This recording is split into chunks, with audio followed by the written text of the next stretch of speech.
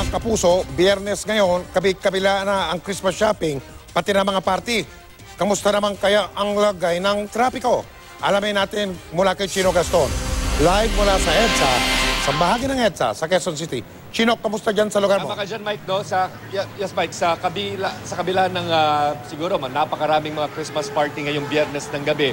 At syempre, yung mga kababayan din nating humahabol ng kanilang mga Christmas shopping sa pagsimula ng huling weekend bago magpasko, ay surprisingly, napakaluwag po ngayon ng sitwasyon dito sa southbound lane ng EDSA malapit sa Cubao area. Pero yung northbound lane nga, Mike, ay as usual, dahil pauwi yung mga kababayan natin mula sa Makati area, ay nakakaranas ng mabigat ng daloy ng traffic. Pero Mike, hindi lang ngayong gabi naranasan yung kaluwagan dito sa Cubao area sa southbound lane ng EDSA, kundi kaninang rush hour ng umaga ay naranasan din ng kaluwagan dahil sa pagpapatupad ng MMDA ng kanilang bagong scheme patungkol sa operation ng mga provincial buses dito sa Cubao, Ibabaw area.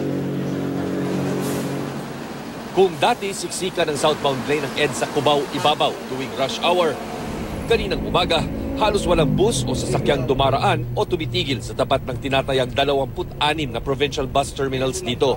Mula alas 6 hanggang alas 10 ng umaga, walang bus na pwedeng pumasok sa kanilang mga terminal mula sa EDSA at bawal din ang pag-pick up ng pasahero sa lansangan. Pinag-iisipan na rin itong ipatupad sa South EDSA Terminal sa Pasay City mula naman alas 4 hanggang alas 8 ng gabi.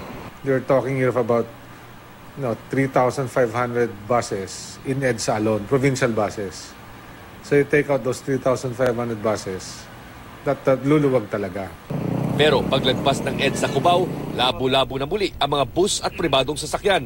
Kaya ang daloy ng trapiko, usad pagong na naman, lalo na rush hour. Nagdulot din ng traffic ang rerouting ng mga bus sa E. Rodriguez Avenue kahit pa maraming traffic enforcers at panay ang clearing operations ng mga tow truck sa daan. Nandito po kami para mag-assist po ng traffic po. Kasi bumibigat dahil sa Dahil po sa mga bus. Mga bus po. Sari-sari naman ang pananaw ng mga bus driver sa bagong sistema. Okay naman sir, okay. Pag sakaling maabutan talaga ng oras, willing na talaga kami doon po talaga kami dadaan.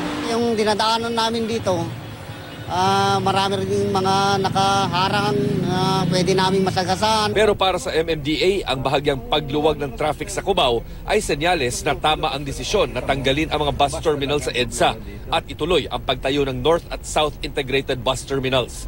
Sa loob ng 2 taon, matatapos na raw ang South Bus Terminal at sa loob naman ng 3 taon, maitatayo na ang Integrated Bus Terminal Panorte.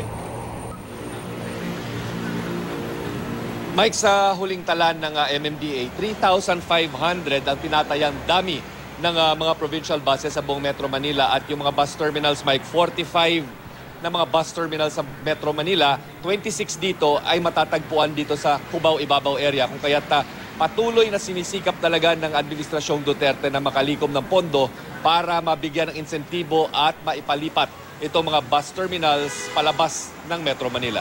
Mike. Maraming salamat, Chino Gaston.